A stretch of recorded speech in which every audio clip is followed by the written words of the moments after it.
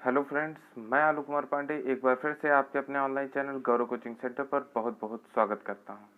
Friends, ये हमारी विज्ञान की सीरीज चल रही है। हम इसे one liner question answer format में डिस्कस कर रहे हैं। इन क्वेश्चन की डिटेल मैं आपको क्वेश्चन के साथ बताता चलूँगा और इनमें केवल वही क्वेश्चन सेलेक्ट किए गए हैं जो कि एग्जाम्स में बार बार पूछे गए हैं। तो फ्रेंड्स, ये मोस्ट इम्पॉर्टेंट क्वेश्चंस की सीरीज है और इसको आप ज़्यादा से ज़्यादा लाइक शेयर करें और अगर आप हमारे चैनल पर नए हैं तो इसको सब्सक्राइब करें और बेल आइकन को प्रेस करें। चलिए फ्रेंड्स, आज का टॉपिक है, कल हमने एलिमेंट पूरा कर लिया था, तत्व तो हम पूरा पढ़ चुके हैं। तत्व किसे कहते हैं, क्या है, किस प्रकार के तत्व होते हैं और कौन सा विद्युत धनात्मक होता है, कौन सा विद्युत ऋणात्मक होता है, ये सब हम कल डिस्कस कर चुके हैं। अगर फ्रेंड्स आपने वो वीडियो नहीं देखी हैं तो ऊपर आई बटन पे उनके लिंक दिए गए हैं, आप उनको देख सकते हैं। चलिए फ्रेंड्स, शुरू करते हैं। आज का टॉपिक है हमारा रेडियो सक्रियता यानी कि रेडियो एक्टिविटी। तो सबसे पहले बात आती है कि ये होता क्या है, तो हम जान लेते हैं। देखिए, प्रकृति में पाए जाने वाले वैसे तत्व जो स्वयं विघटित होकर कुछ अदृश्य किरणों का उत्सर्जन करते हैं उन्हें रेडियो एक्टिव तत्व कहते हैं। और ये जो अदृश्य किरणों की उत्सर्जन क्रिया है, इस क्रिया को हम रेडियो सक्रियता यानी रेडियो एक्टिविटी कहते हैं। अब फ्रेंड्स, बात आती है कि ये रेडियो एक्टिवता यानी रेडियो सक्रियता की खोज किसने की थी, पता कैसे चला था।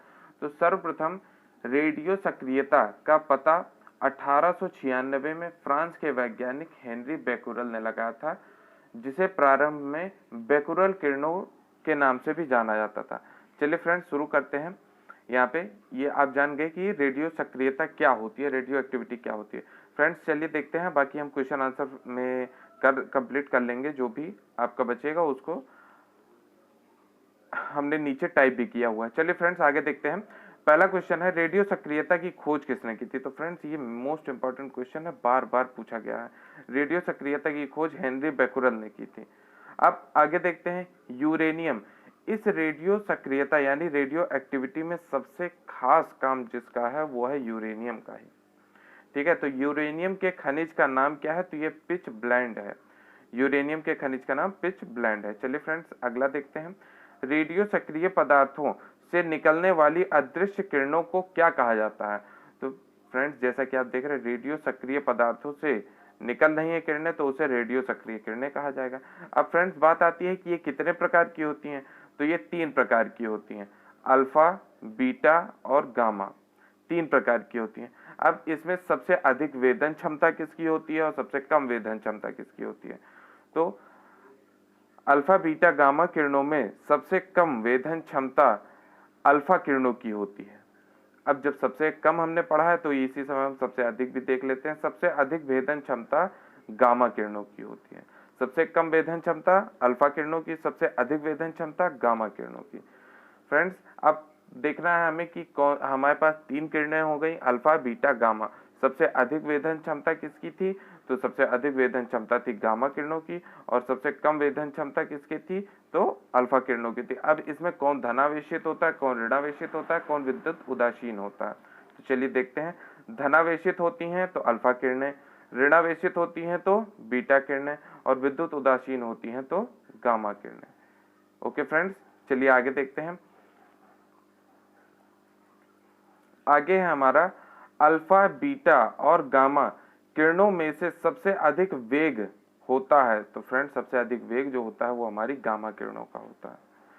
सबसे अधिक वेधन क्षमता भी गामा किरणों का और सबसे अधिक वेग भी गामा किरणों का ही होता है। लघु तरंग दैर्घ्य वाली विद्युत चुंबकीय तरंग कौन सी हैं, तो ये गामा किरणें होती हैं। लघु तरंग दैर्घ्य वाली विद्युत चुंबकीय तरंगें कौन सी हैं, तो वो हैं गामा किरणें। चलिए आगे देखते हैं। एक रेडियो एक्टिव पदार्थ की आधी मात्रा विघटित होने में लगा समय क्या कहलाता है।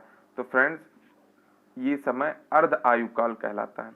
एक रेडियो एक्टिव पदार्थ की आधी मात्रा विघटित होने में लगा समय क्या कहलाता है, तो अर्ध आयुकाल कहलाता है। फ्रेंड्स, अगर आपको हमारा कंटेंट पसंद आता है, हमारा वीडियो पसंद आता है, तो आप इसे ज़्यादा से ज़्यादा लाइक, शेयर और सब्सक्राइब किया करें और बेल आइकन को दबाना ना भूलें।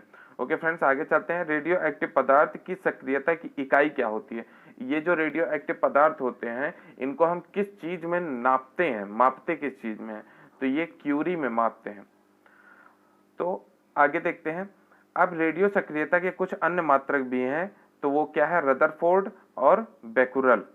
तो फ्रेंड्स ये तीनों बहुत पूछे जाते हैं कि रेडियो एक्टिव सक्रियता की इकाई क्या है, तो सबसे ज्यादा तो आपकी क्यूरी ही पूछी जाती है। चलिए फ्रेंड्स आगे देखते हैं। कोबाल्ट 60 को किन किरणों के उत्सर्जन के कारण विकिरण चिकित्सा में प्रयोग किया जाता है? तो फ्रेंड्स कोबाल्ट 60 से गामा किरणों का उत्सर्जन होता है, इसीलिए इसे विकिरण चिकित्सा में प्रयोग किया जाता है। अब आप जानते हैं कोबाल्ट 60, तो कोबाल्ट 60 का जो उपयोग होता है वो कैंसर के उपचार में किया जाता है। चलिए फ्रेंड्स आगे देखते हैं। मैडम क्यूरी को नोबेल पुरस्कार मिला। तो फ्रेंड्स ये एकमात्र ऐसी महिला है जिन्हें 2 बार नोबेल पुरस्कार मिल चुका है, और ये है मैडम क्यूरी, और इनको दोनों अलग अलग विषयों के लिए मिला हुआ है। तो फ्रेंड्स क्वेश्चन कभी भी किसी भी तरह घुमा करके पूछ सकता है। चलिए फ्रेंड्स आगे देखते हैं। प्रमुख रेडियोधर्मी तत्व कौन कौन से हैं? तो फ्रेंड्स ये है यूरेनियम, ये थोड़ा टाइपिंग मिस्टेक है, यूरेनियम है, यूरेनियम, थोरियम, रेडियम आदि, ये सभी आपके रेडियोधर्मी प्रमुख तत्व हैं। आगे बढ़ते हैं। हाइड्रोजन बम, हाइड्रोजन बम का नाम बहुत सुना आपने। हाइड्रोजन बम किसने विकसित किया था? तो हाइड्रोजन बम का जो विकास किया था वो एडवर्ड टेलर ने किया था। आगे चलते हैं फ्रेंड्स। बारूद, बारूद का आविष्कार किसने किया था? तो बारूद का आविष्कार रोजर बेकन ने किया था। फ्रेंड्स इन सभी क्वेश्चंस का आप नोट्स जरूर से जरूर बनाइएगा, क्योंकि बिना नोट्स बनाए काम नहीं चलने वाला है। और अगर आप इस वीडियो को 2-3 बार रिपीट करके बार बार देखते हैं तो ये सारे क्वेश्चंस आपको लर्न हो जाएंगे। चलिए आगे बढ़ते हैं। गामा किरणों की खोज किसने की? तो आपने देखा कि हमारी कितनी किरणें, 3 किरणें, अल्फा, बीटा, गामा।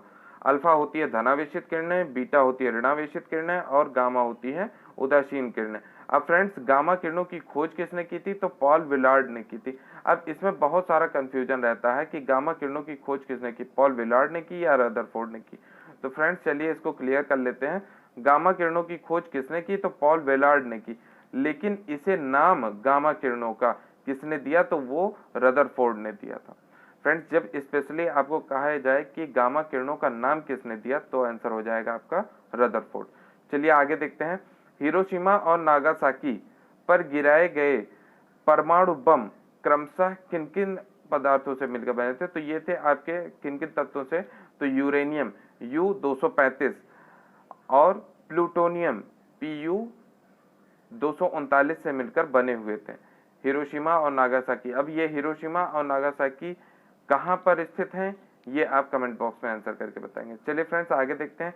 सूर्य से प्राप्त प्रकाश और ऊर्जा का स्रोत क्या है? तो फ्रेंड्स ये सभी आप लोग जानते हैं कि सूर्य से हमें जो प्रकाश और ऊर्जा प्राप्त होती है उसे वो हमें नाभिकीय संलयन के माध्यम से प्राप्त होती है, और सूर्य से आने वाली रोशनी से हमें सबसे ज्यादा विटामिन डी मिलता है, और विटामिन डी की कमी से हमें कौन सा रोग होता है? तो रिकेट्स होता है।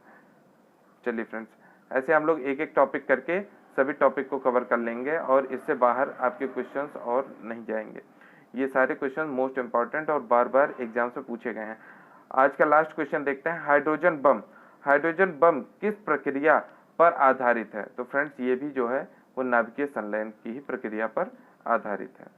चलिए फ्रेंड्स ये टॉपिक आज का यहाँ पे खत्म होता है। अगर आपको हमारा वीडियो पसंद आता है तो आप ज़्यादा से ज़्यादा लाइक शेयर किया करें, और फ्रेंड्स अगर आप हमारे चैनल पर नए हैं तो इसे सब्सक्राइब करें और बेल आइकन को प्रेस कर दें। Okay friends, thank you for watching this video.